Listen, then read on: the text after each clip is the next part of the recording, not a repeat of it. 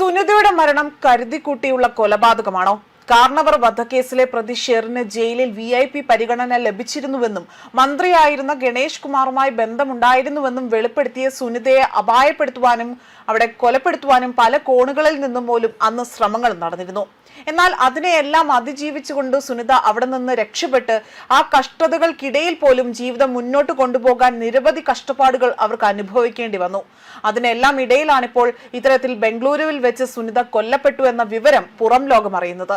ഈ വിഷയത്തിൽ ഇപ്പോൾ ബംഗളൂരുവിൽ തെരുവ് നായകളെ പാർപ്പിക്കുന്ന കേന്ദ്രത്തിൽ ജോലി ചെയ്തിരുന്ന വാടാനപ്പള്ളി തളിക്കുളം പത്താംകല്ല് മടങ്ങ് സുനിത ഇവിടെ കൊല്ലപ്പെട്ട സംഭവത്തിൽ വൈകാരികമായ ഒരു പ്രതികരണമായിരുന്നു നടി പാർവതി തെരുവത്ത് നടത്തിയിരിക്കുന്നത്. പൊട്ടിക്കരഞ്ഞുകൊണ്ടാണ് ഈ ഒരു മരണ വാർത്തയെ അവരുടെ ഞെട്ടലും അമർഷവും എല്ലാം തന്നെ ഇതിലൂടെ തന്നെ പങ്കുവയ്ക്കുന്നത്. ഉപദ്രവിക്കാൻ കഴിയാത്തത് കൊണ്ടാണ് അയാൾ സുനിതയെ കൊന്നതെന്നും ഇത് ആദ്യമായി അല്ല അയാൾ ഇത്തരത്തിൽ കുറ്റകൃത്യം ചെയ്യുന്നത്, ഇത് അയാളുടെ അവസാനത്തേതുമായിരിക്കില്ല എന്ന ഒരു രീതിയിലാണ് താരം ഈ ഒരു വിഷയത്തോടു കൂടി തന്നെ പ്രതികരിക്കുന്നത്. എനിക്ക് തോന്നുന്നു ഏപ്രിൽ 17-ാം തീയതിയാണ് അവിടെ ബാംഗ്ലൂരുവിൽ അവിടേക്ക് ജോലി തേടി സുനിത പോകുന്നതും അവിടെ കുറെ ദിവസങ്ങളായി തന്നെ അവർ അവിടെ നിൽക്കുകയും പിന്നീടാണ് ആ സ്ഥാപനത്തിലെ ഉടമസ്ഥൻ തന്നെ സുനിതയെ ലൈംഗിക അതിക്രമത്തിന് ഇരയാക്കുകയും അവിടെ അടിച്ചു കൊല്ലുന്നു എന്ന രീതിയിലുള്ള വാർത്തകൾ പുറത്തു വരുന്നതും. സുനിതയെ വ്യക്തിപരമായി തന്നെ അറിയാമെന്നും, അതായത് പാർവതി തിരുവത്ത് പറയുന്നത് ഇത്തരത്തിലാണ്, സുനിതയെ വ്യക്തിപരമായി തന്നെ അറിയാമെന്നും അവരുടെ വീട്ടിൽ പോയിട്ടുണ്ട് എന്നും താരം ഇതിനോടകം തന്നെ കുറിക്കുകയാണ് ചെയ്തിരിക്കുന്നത്. ലൈംഗിക അതിക്രമം അവിടെ തടയുന്നതിന് ഇടയിലാണ് സുനിത ക്രൂരമായി തന്നെ കൊല്ലപ്പെട്ടത്. മിണ്ടാപ്രാണികളോട് അളവറ്റ ദയ കാണിച്ചിരുന്ന വ്യക്തിയായിരുന്നു സുനിതയെന്നും പാർവതി ഇവിടെ ഓർത്തെടുത്ത് പറയുന്നുണ്ട്. സുനിതയുടെ കുടുംബത്തിനും അവർ അവിടെ സംരക്ഷിക്കുന്ന നായകൾക്കും തുടർ സംരക്ഷണവും പുനരധിവാസവും ഉറപ്പാക്കുന്നതിന് ഇടപെടുമെന്നും താരം ഇവിടെ അറിയിക്കുകയാണ് ചെയ്തിരിക്കുന്നത്. പാർവതിയുടെ വാക്കുകൾ ഇങ്ങനെയായിരുന്നു: സുനിത കൊല്ലപ്പെട്ടു.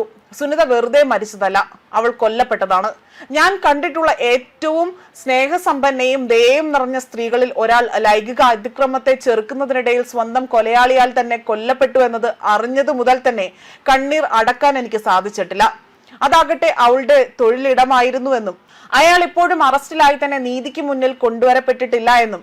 എന്നാൽ ഇതിൽ നമ്മൾ അത്ഭുതപ്പെടേണ്ടതുണ്ടോ? സുനിതയെ സ്നേഹിക്കുന്ന ഭർത്താവും 4 വയസ്സുള്ള മകനും ഇവിടെ അവശേഷിക്കുന്നു. അവൾ രക്ഷിക്കുകയും സംരക്ഷിക്കുകയും ചെയ്ത 167 നായകളും ഇതോടൊപ്പം തന്നെയുണ്ട്.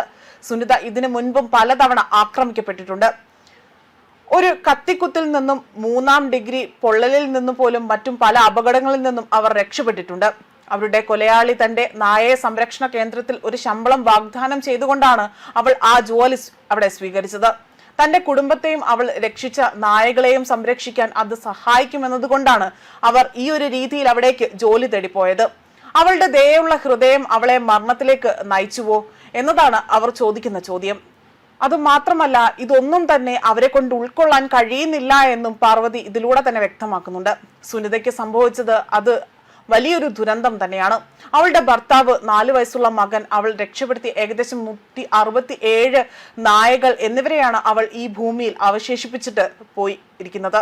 അവരുടെ നിലയിൽ പല രീതിയിലുള്ള ആവശ്യങ്ങൾ നിറവേറ്റുന്നതിനായി തന്നെ കുറച്ച് കാര്യങ്ങൾ ഇവിടെ ഏർപ്പാടാക്കാനുണ്ടെന്നും വരും ദിവസങ്ങളിൽ തന്നെ ഇത്തരത്തിൽ ദത്തെടുക്കാൻ കഴിയുന്ന നിലയിലുള്ള ചില നായകളെ അവിടെ നിന്നും ദത്തെടുക്കാൻ ശ്രമിക്കുമെന്നും നടി ഇതിലൂടെ തന്നെ വ്യക്തമാക്കുന്നുണ്ട്. മാത്രമല്ല, ദുഷ്കരമായ സമയത്ത് സുനിതയുടെ കുടുംബത്തെ നിങ്ങളുടെ പ്രാർത്ഥനകളിൽ ഓർക്കുമല്ലോ എന്നും ഇതിലൂടെ തന്നെ അവർ വളരെയധികം സങ്കടത്തോടു കൂടിയിട്ടാണ് ഇക്കാര്യങ്ങൾ ചോദിക്കുന്നത്.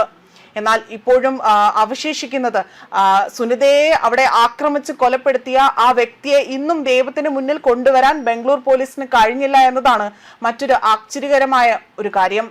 ന്യൂസ് ഡെസ്ക് കർമ്മ ന്യൂസ്.